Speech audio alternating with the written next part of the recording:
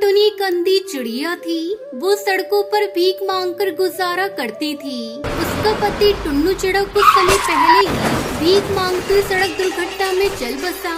अब टुनटुनी चिड़िया अपनी दोनों बच्चियों के साथ शहर में बिल्कुल अकेली हो गई थी। सड़क के किनारे बच्चों को बिठाकर वो इधर उधर भीख मांगने जाती।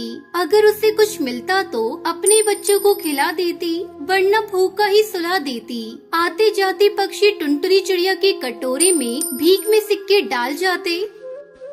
बाबूजी पैसे दे दो, बड़ी मेहरबानी होगी बाबूजी।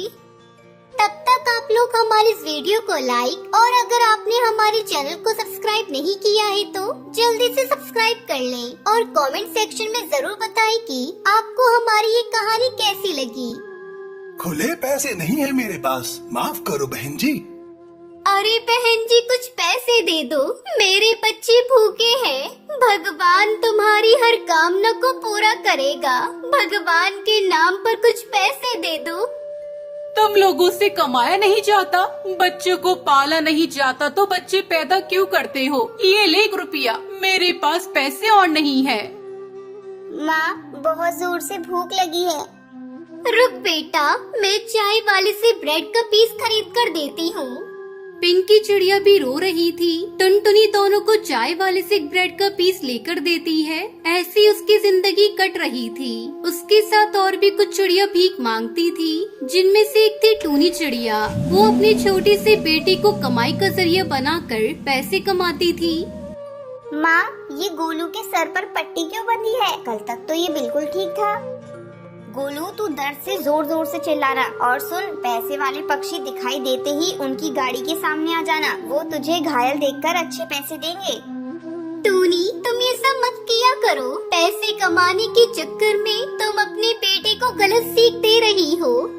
अरे ओ अंधी, तू ना अपना मुंह बंद रखा कर। खुद तो सचमुच की अंधी होकर भी मुश्किल से 5-10 रुपए कमाती है और हम 100-200 कमाए तो तू जलती है। टुनटुनी चिड़िया जानती थी कि टूनी को समझाना बेकार है। टूनी चिड़िया लालची है और वो उसकी नहीं सुनेगी। एक दिन टुनटुनी और टूनी दोनों भीख मांग रही थी। एक पक्षी टुनटुनी को 10 रुपए देने लगता है।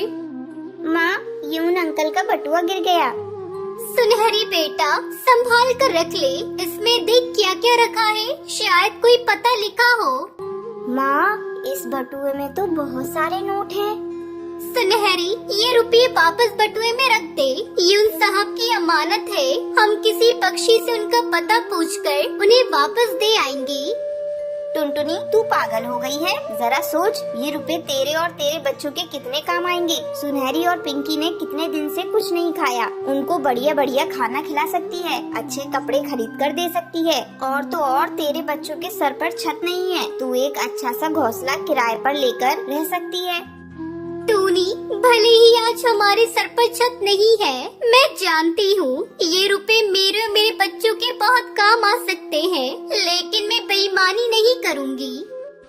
नहीं माँ, मैं ये बटुआ वापस नहीं दूंगी। मुझे खाना खाना है, अच्छे अच्छे कपड़े खरीदने हैं, मुझे सड़क पर नहीं घर पर रहना है। माँ सुनहरी ये बटुआ मुझे दे दे, जिद मत कर। सुनहरी टुनटुनी चिड़िया को बटुआ न देने की जिद करती है। गुस्से में आकर टुनटुनी सुनहरी पर चिल्ला देती है। सुनहरी रोने लगती है।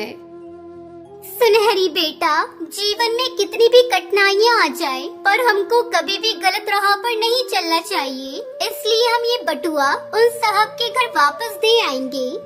टुनटुनी चिड़िया उस पक्षी कालू सेठ के घर पहुँचती है। माँ ये तो बहुत बड़ा घर है और गेट पर एक भैया बैठे हैं। ए बेकारन, कहाँ चली आ रही है? किससे मिलना है? भैया मुझे इस घर के मालिक से मिलना है, मुझे उनसे बहुत जरूरी काम है। अगर तुझे कोई भीख चाहिए तो वो आज के दिन तो नहीं देते, उसके लिए तुझे मंदिर जाना होगा। साहब हर सोमवार को मंदिर में ही भिखारियों को दान करते हैं। नहीं भैया, मुझे उनसे कोई और काम है, मुझे उन्हें कुछ देना है। तेरे पास ऐसा क्या है जो तू हमारे साहब को देगी? चल हट आगे से, अंधी कहीं की। साहब की गाड़ी निकलने वाली है, हट जा। जैसी कालू सेठ की गाड़ी निकलने वाली होती है, टुनटुनी चिड़िया उस गाड़ी से टकरा जाती है। अरे अभी गाड़ी के नीचे आ जाती, सामने से हटो, कौन हो तुम? अरे साहब कोई नहीं, ये एक अंधी भिखारन है जो बहुत देर से आपसे मिलने के लिए कह रही थी। बोल रही है आपको कुछ देना है। तुम्हें मुझसे क्या काम है बताओ। सुनहरी बेटा, ये साहब का बटुआ दे दो। आपका बटुआ कल सड़क पर गिर गया था जब आप मुझे भीख दे रहे थे। कालू सेठ अपना बटुआ खोलकर देखता है, उसमें पूरे रुपये थे, एक भी रुपया कम नहीं था। कालू सेठ टुनटुनी की ईमानदारी देखकर हैरान रह जाता है और उसकी बहुत तारीफ करता है और अपने घर के अंदर बुलाता है। आज के जमाने में तुम्हारे जैसे ईमानदार बहुत कम मिलते हैं। तुम आंखों से देख नहीं सकती हो, इन रुपयों से तुम बहुत कुछ कर सकती थी, पर फिर भी तुम ये बटुआ वापस करने आई। ये देखकर हम सचमुच बहुत हैरान हैं। सेठ जी, मुझे ऊपर जाकर भगवान को जवाब देना है। अगर आज मैं इन रुपयों से अपने बच्चों का पेट पालती तो मेरे बच्चे भी वही सीखते और कल कुछ गलत काम भी कर सकते थे। मैं नहीं चाहती थी कि मेरे बच्चे ऐसे बने। कालू सेठ उसकी बातों को सुनकर बहुत खुश होता है और उससे कहता है, तुम अब से अपने बच्चों की बिल्कुल चिंता मत करो। मैं तुम्हारी आंखों को ठीक कराऊंगा, तुम्हारे बच्चों को अच्छे स्कूल में दाखिला भी करा दूंगा और तुम्हें रहने के लिए एक घोंसले का इंतजाम भी कर दूंगा। टुनटुनी चिड़िया ये सुनकर बहुत खुश होती है और उसको अपनी ईमानदारी का फल मिल जाता है।